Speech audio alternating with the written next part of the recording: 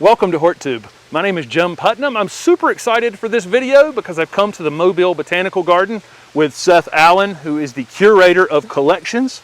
And we're going to walk through and find out some of his favorite things in this beautiful garden here in Mobile. Can you tell the audience something about yourself?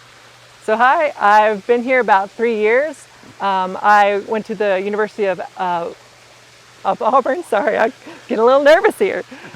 So I got my degree in horticulture from there. And while I was there, I met a lot of great people. I got to intern at Longwood Gardens up in Pennsylvania, and wow, it's just been right, incredible. Yeah, everybody's dream yeah. place. Yeah, right. And then I came back down here to the dream. So I love working here at in Mobile Botanical Gardens. Nice. And you know, just to show you, I've never met Seth before, but just to show you how overlapping this video series will be, you worked with Bobby Green as a propagator and interned also at Belgrath Gardens. And they will have seen videos from both of them before that comes up. So awesome. Okay, so let's walk around here and see some of your favorite spots in the garden. Definitely. All right. So speaking of Bobby Green, the first plant we've arrived at is one of his. Yeah, so this is one of his Sasanqua seedlings. And what's really interesting about this is in the right soils, this will have a beautiful purple color. This is one he's named Purple Haze, which is a really pretty little formal double flower form. A lot of times the Sasanquas, they won't have that flower form, so that's what really makes this kind of special. Right. But you'll notice here that they're not purple. And that's because of the soil that we have here in this area is very sandy, and that makes the availability of aluminum kind of hard for the plant to take up. Right. And aluminum is what really causes that purple color, and it's the same thing that you've heard of in like hydrangeas. So the pH will change, which makes that aluminum available to the plant to then make those floral pigments. Right. It's just interesting it's in other plants. Yeah. You know, I mean, people know about this in hydrangea, you know, macrophylla being changeable in others, but not necessarily in other plants as well. Yeah, so there's a whole lot of different plants that that can affect. And this is one of them. And it's one of my favorites just because it has such an unusual flower form and color. It is. And the plant's very nice too, nice and compact. It is. So I hope to see this one in the market a little bit more. So one thing to know about the Mobile Botanical Garden that I didn't know an hour ago was the extensive collection of camellias that are actually here. So we looked at one of Bobby's kind of newer introduction, and here's a one that's been around for a long time. Yeah, so this is Bonanza, and it's one of the varieties that were produced by the Dodds here in Mobile. And this one's been around for probably close to 40 years now. I think it was in the 70s that this one was introduced. Right, and I've grew it at my nursery 20 years ago. It's always been a great variety. It's such a great performer, and you can see here it's putting off a show here early in the season.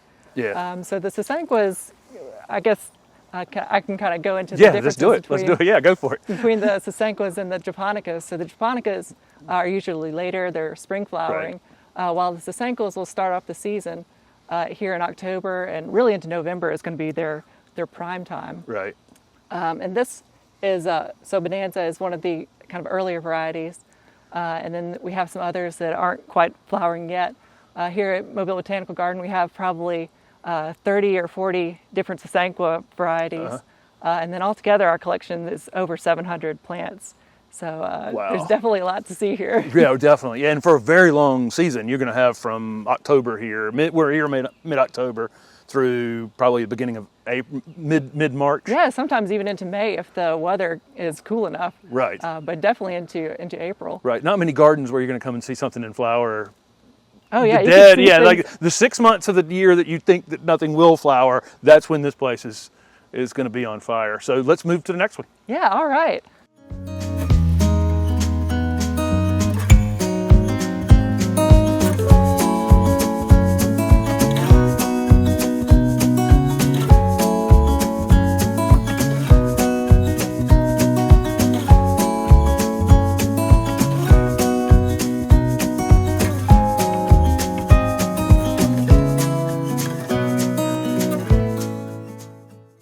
So this is another Sasanqua variety. This is one called Leslie Ann.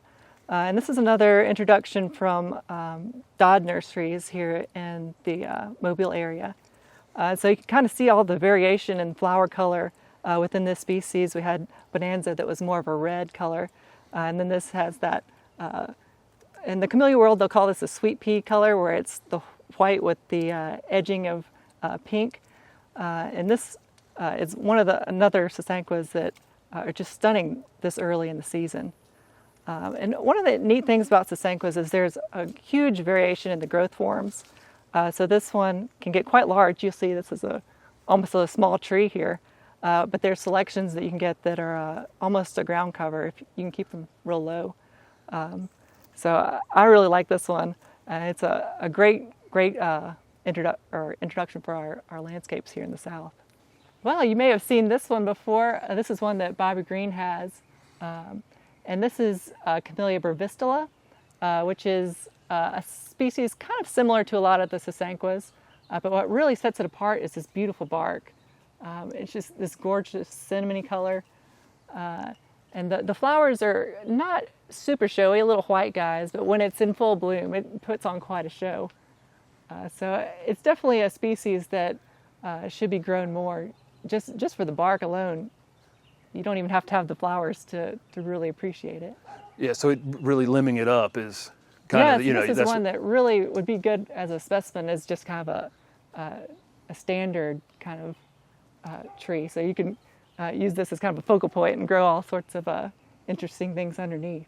So we think of Camellia japonicas as being late winter into early mid-spring flowering, but there are some that are early. And I've got one in my landscape called Early Wonder that you guys have seen. There's a few more. Yeah, Lots so this more. is one of them. This is an old Japanese variety called Beni Aragishi. And this one dates back to the 1800s, so it's a very old variety. But it's one of the earliest. This one actually is probably one of the earliest camellias we have in the garden. It can start in August. Really? So it's starting before the sasanquas? Yeah, even before the sasanquas. Right. And this one was brought into the Mobile area probably in the early 1930s or so by one of the local camellia nurseries here in this area. And so it hasn't been really widely grown, but it is one that we've had for quite a while and really should be more widely grown. Cause and it's got a great habit. Yeah. It's got a great habit as well. Would this be a peony form? I'm kind of ignorant on this. Yeah. This would be considered a peony form where there's no stamens visible. Right. So the petals are just kind of intermingled in a big cluster. Okay, well, good. I made a good guess. Sometimes. Yeah. Okay, gotcha. And sometimes they'll even split that up and say a loose peony form is where you can kind of see a few stamens in there. Right, gotcha. And this would be a full peony where there's no stamens at all. Here we have another early blooming japonica. This is one called Mockingbird Blush, which is another variety introduced by Bobby Green over in Fairhope. What's really unique about this variety is it's named in honor of Harper Lee.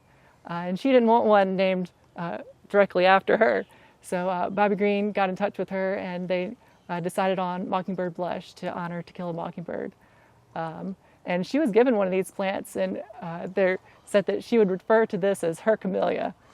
So it's a really special one and it's a beautiful flower, this beautiful light blush pink. Kind of the flower form can be kind of variable, so sometimes it'll be almost formal double with very symmetrical flower petals. And then this one's probably would be considered a peony form, so it's kind of intermixed with the petal formation. But it's beautiful in one of the earliest flowering japonicas, so it's really a special one. I hope it's grown more throughout the South and becomes more available. One of the amazing things about Camellia japonica is there's just a huge range of variation. So we have this one here that's commonly called the Peacock Camellia. I'm not going to try to butcher the Japanese name. I'm sure it'll show here somewhere. This is so unique just because of the leaf shape, very linear, and the growth habit is just beautiful, this kind of a weeping growth habit. So there's a huge range of forms found in Camellia japonica, and that's just one of the things that just makes it so unique.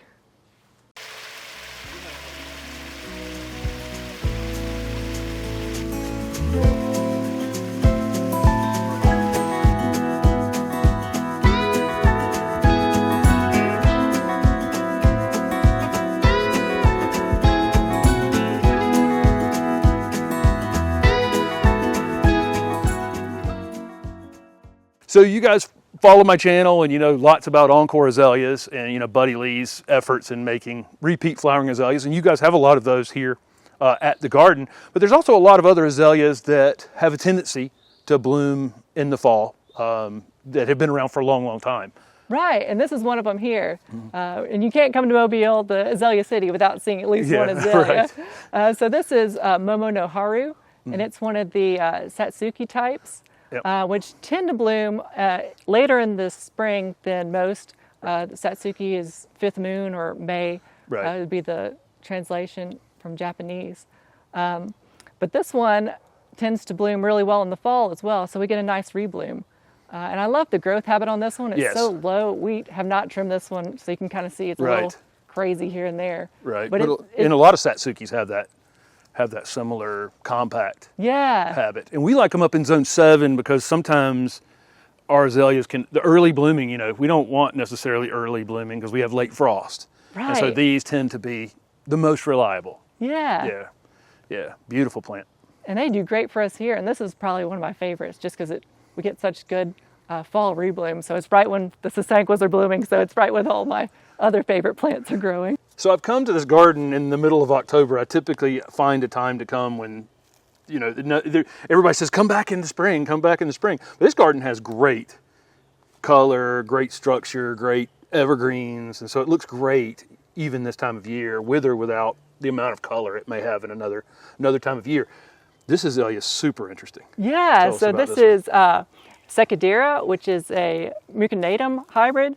And what's really neat about this, other than it's blooming in the fall here, which is kind of unusual for many azaleas, is just how sticky the calyxes is of this. So you can just kind of stick that on there and it'll stay there, just from all the kind of mucusy hairs that it has on the flower stem. That's so unique. Yeah, it's a great plant. It's a lot of shade in this spot. Yeah, and it's one of the kind of southern indica types, so it'll tend to get really large. Right. But it's one of the great varieties that you don't see very often. Right. Blooms heavily in the spring, and then and then we'll do some repeating in the fall. I see kind of a purple. There's kind of almost solid purple. Yeah, there's actually some variations. If you look really closely, you'll every once in a while see a little egg fell off. It'll have a little fleck of pink, and then every once in a while the whole flower will be that purple color that you see in the stripes. Right, which is almost Formosa-like. Yeah. Right. Beautiful. Beautiful. Okay. So, wow. Thank you very much, Seth. This is the beauty of this. I hope you guys are enjoying this series because this is the beauty of this. I just got on Messenger, took a blind stab at meeting someone new in this business who I knew had some history with some other people that I knew in this business. And here we are, and you've been a great host. Yeah, well, thank you so much for stopping by. We've been really great having you, and stop by again sometime soon. Right, yeah, and you guys, so your plant sale is coming up here. You guys do a plant sale twice a year, is that? Right, so our fall plant sale is just going to be in a couple weeks, so it might be over by the time this video is up, I'm not sure. Right. But we will have another one in the spring, in March. Usually it's the third weekend of March. Right. So check out our website and you can find out more about our events on there. We'd be happy to have everyone come out and be great to visit. Awesome. Thank you very much, Seth, and thank you guys for watching.